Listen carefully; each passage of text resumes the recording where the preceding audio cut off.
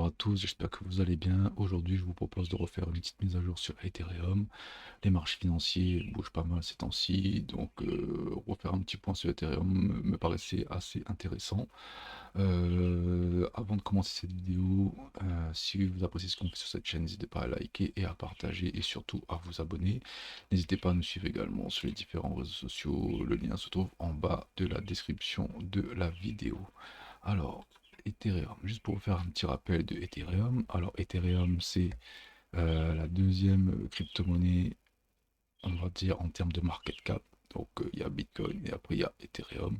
Mais on peut voir d'entrée que ben, la capitalisation entre Ethereum et Bitcoin est assez énorme.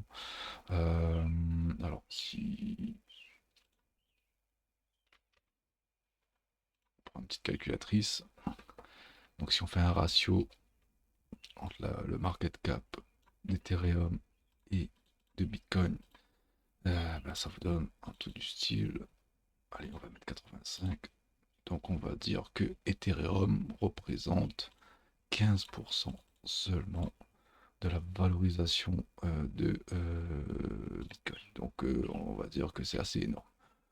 Donc pour moi, Bitcoin, Ethereum, pardon, c'est la deuxième crypto-monnaie avec un fort potentiel parce que on va dire on est de l'ordre de 4 à 5 fois supérieur, on va dire par rapport à la première crypto-monnaie. Donc pour moi, Ethereum, il y a un fort potentiel. Deuxième chose, sur Ethereum, nous avons un ETF. Donc c'est pas une chose anodine, hein. Avoir un ETF, ça veut dire que les institutions ont pris le parti d'investir dans Ethereum. Donc il y a Grayscale, il y a Fidelity, il y a Vanguard, etc. Notamment BlackRock aussi.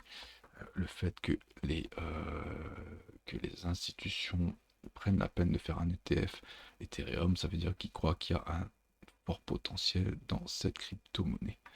Donc ceci implique que les institutions croient que cette crypto-monnaie va augmenter de manière considérable dans les prochaines semaines, enfin dans les prochains mois, prochaines années. Parce que sinon, ils n'investiront pas, ils ne feront pas un ETF sur cette crypto-monnaie. Un peu comme BTC. BTC, vous avez vu, depuis qu'on a un ETF, ben voilà, il y a beaucoup d'institutions qui investissent dedans. Donc là, par exemple, à titre d'indication, voilà, c'est des 600 millions. Je sais pas, un top d'inflow, je pense que ça doit être 1 milliard, voilà, 1 milliard 36 en une journée. Voilà, donc ça gère des gros capitaux. Ethereum, on n'est pas encore là, mais avec, on va dire, euh, le fait que les médias attirent l'attention sur cette crypto-monnaie, ben un jour, peut-être on y viendra avec des inflows de 1 milliard. Alors aujourd'hui, on est aux alentours de 150 millions. Voilà. Tout ça pour dire que Ethereum comparé à Bitcoin a encore un fort potentiel. Maintenant, si on jette un coup d'œil rapidement sur l'impression monétaire en crypto-monnaie, on peut voir que donc là, ça c'est les stablecoins imprimés mis en circulation. Donc à la fois USDT, USDC. On peut voir que depuis, ben, en fait, on a un bottom depuis, on va dire, fin 2022, début 2023, 2022-2023, consolidation, et après fin 2023, donc depuis 2024, on cesse d'imprimer de la crypto-monnaie. Donc la majeure partie de cette impression est venue dans BTC. C'est la raison pour laquelle, d'ailleurs, BTC est la première crypto-monnaie en termes de market cap. Donc la plupart de ces impressions-là partent dans BTC. Et à un moment donné, je pense que BTC va monter de moins en moins vite parce que là, on peut voir que BTC, juste pour indication, est monté hyper vite depuis, pareil, lors, on va dire, le moment où la pression monétaire de stablecoin a décidé de faire un rallye, le BTC a fait également un rallye à la même période. Maintenant, on va dire que le BTC a pris quasiment x6 depuis début 2024, fin 2023. Maintenant, il a fort à parier que voilà, le BTC va commencer peut-être à ralentir un peu et que les inflows de stablecoin aillent plutôt dans Ethereum. Pourquoi? Parce que tout simplement sur Ethereum, il y a a une possibilité d'accroître ce market cap de manière considérable et de ce fait d'accroître le prix. Donc c'est beaucoup plus intéressant maintenant de partir, on va dire, entre guillemets, sur Ethereum. Voilà, donc ceci étant dit, voilà pourquoi en gros aujourd'hui je fais une petite analyse d'Ethereum, parce que pour moi ça va être un peu l'avenir de la crypto-monnaie dans le sens mouvement haussier. Parce que pour moi, là, au jour d'aujourd'hui, BTC a un peu fini, un peu au bout de sa course. Je dis pas que BTC ne va plus monter, je dis juste que BTC va monter un peu moins vite. Le momentum va se ralentir. Tandis que là, si on passe sur l'analyse graphique directement, on voit que Ethereum, on est dans une très très grosse consolidation. Donc maintenant, la question est de savoir quelle va être sa résolution en fait. Tout simplement de cette grosse consolidation. Donc, là, si on trace le range ici, donc on est dans un énorme range depuis... voilà. Le range, on peut le tracer comme ceci. Hop. Ici. Ou on peut aussi, à mon avis, le prolonger un peu de ce côté-ci. Hop. Et chercher un petit peu plus bas ici. Voilà. Donc pour moi, ça serait le range très long terme de Ethereum. Donc un range qui dure depuis mars 2022, qui a trouvé un bottom allez, on va dire au mois de juin, qui a trouvé 2 points hauts, 2 equal low, 2 equal high, pardon, en mars 2024 et décembre 2024. On est venu retravailler la borne de base du range ici récemment, je crois qu'en début d'année, ouais, mars 2025. Donc là, pour moi, ici, c'était excellente zone d'achat. Et je pense qu'on va venir prendre ces deux equal high à un moment donné. Donc l'idée, ce serait de dire, bon voilà, trader de range, on a acheté ici. Et maintenant, on va essayer de revendre ici. Et ça nous fera, grosso modo, si on prend ici, ça nous fera un petit gain. On fera un petit x2, tranquille. Voilà, donc après, si on regarde un peu les mouvements d'Ethereum dans le passé, on peut voir que là, nous avons à peu près la même figure de style ici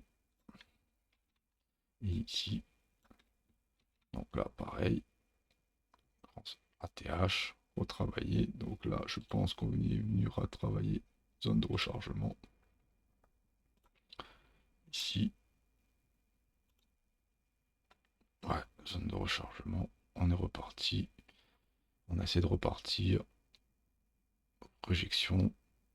Puis on est venu en bas. Donc là, accumulation.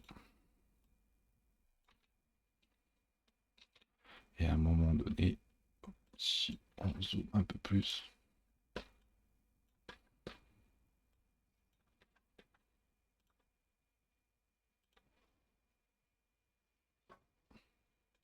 un range, on est taper le bas de range ici. Et on est venu chercher le plus haut et après cassure haussière. Est-ce qu'on va faire la même chose là? Ça va venir nous le dira.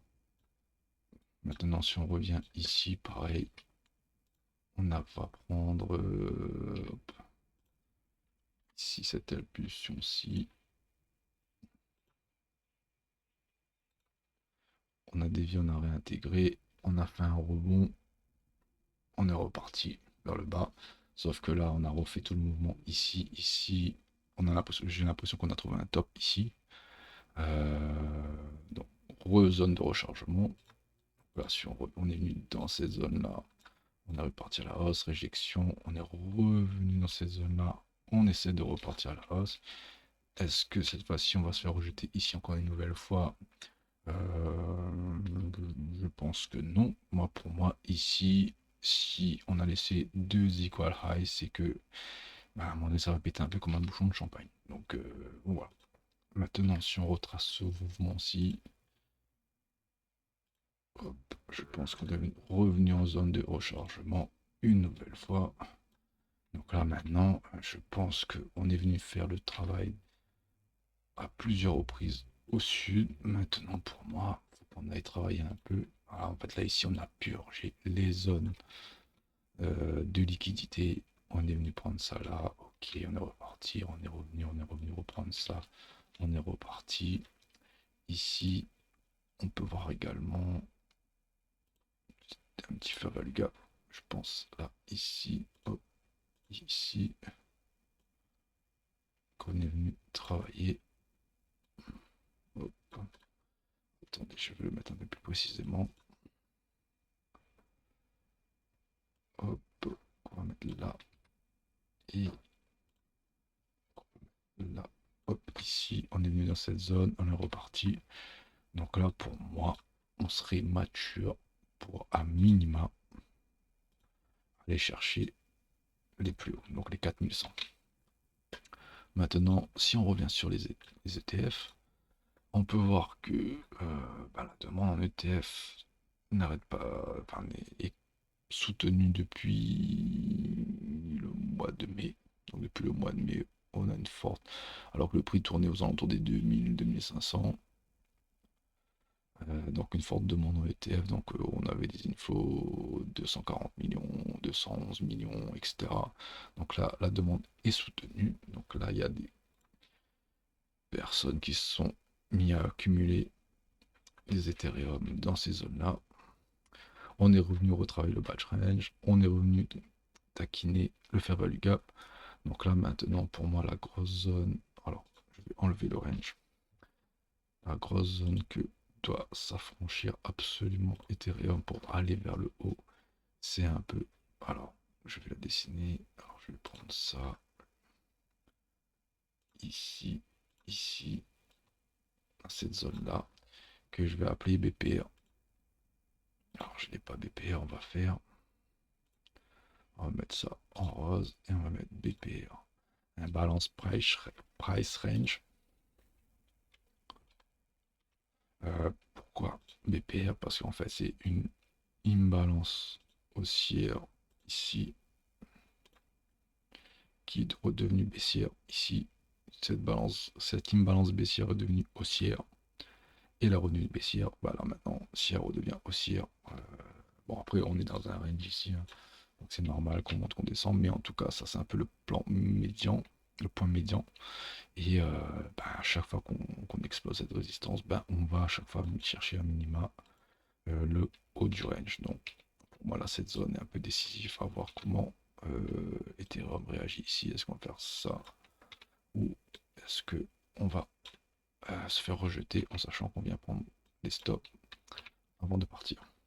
Donc là pour moi sur Ethereum, la zone en rouge, BPR, c'est pour moi la zone un peu la plus importante que l'on doit franchir afin de confirmer le biais haussier de ce mouvement.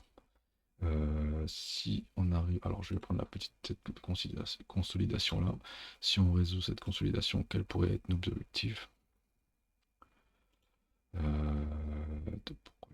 Hop, ici, expansion, et voilà. Hop, ici. Donc là, si on arrive à résoudre cette consolidation, on pourrait chercher, on va déjà le plus haut 4100, le plus haut du range, 4100. On pourrait chercher la TH à 4800 et on pourrait chercher à minima extension chiffre d'or à 5800, grosso modo. En termes de dynamique et de volatilité, je vais regarder les bandes de Bollinger. Est-ce que ouais, ça commence à se resserrer un petit peu? Donc voilà, quand les bandes de Bollinger pardon, sont proches, ça veut dire qu'il y a une volatilité qui va être incessamment sous peu mis en place. Donc là, on est quand même assez écarté. Donc voilà, faut qu'elle se contracte un peu plus.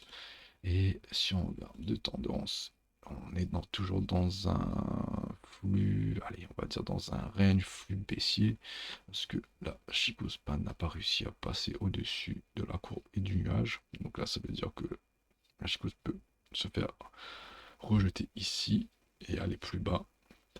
Et pareil, le nuage peut faire opposition, résistance et envoyer le prix plus bas. Donc là, si on regarde l'indicatif, le, pardon,